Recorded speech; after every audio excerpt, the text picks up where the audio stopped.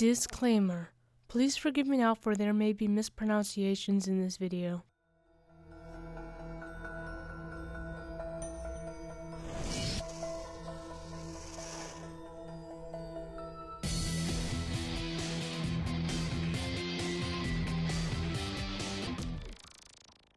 Roads take you where you need to be, but while on your journey you may notice they have stories to tell, from their pavement to the forest lining them. So here are 4 short stories of haunted roads in Wisconsin. Part 2.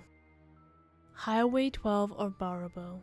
Apparently over the years, hundreds of people have reported seeing a man with a dark beard and a green jacket hitchhiking along Highway 12. People mostly pass him by until they see him a second time further down the road. If they stop to pick him up, they'll come to a surprise when the man disappears before entering their car. When the Wisconsin Road Guide to Haunted Locations by Chad Lewis and Terry Fisk investigated the matter, the people they asked said they've never seen the man walking this stretch of road.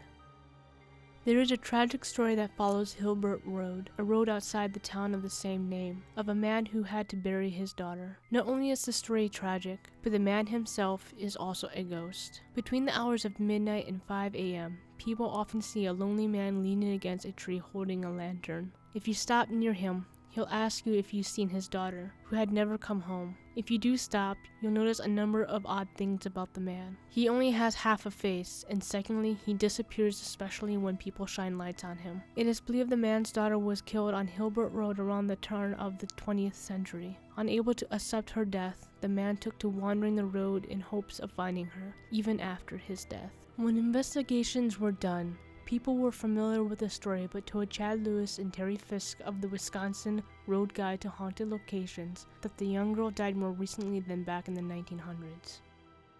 McKeith Drive, also known as Ghost Road, is a stretch of road where a Galesville man died after losing control of his car and crashing into a tree. The autopsy showed no signs of drugs or alcohol use, so they ruled it as auto-suicide. His family does not believe the results. Apparently on the road there were tracks near his car showing that he had been chased by someone, but the police did not look into it. Now the legend goes that if you go out onto the road, you can sometimes see his image walking across the road, or the image of a car crashing into the woods. People have also experienced headlights behind them as they drive down the road, and that follow you until you get off of it.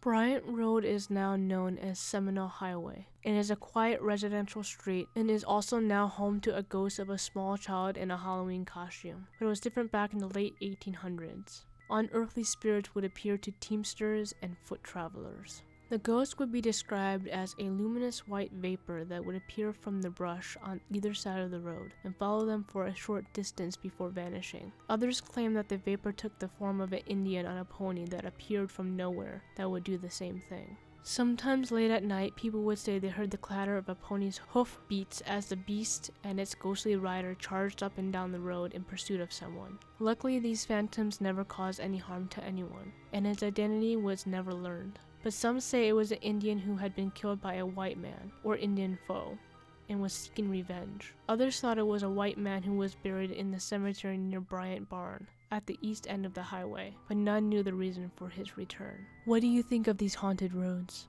Did you like this video? Want to support this channel and get early access? Feel free to check out my Patreon page where I create content on cryptids, hauntings, serious killers, alien abductions, and much more. Can't support me there?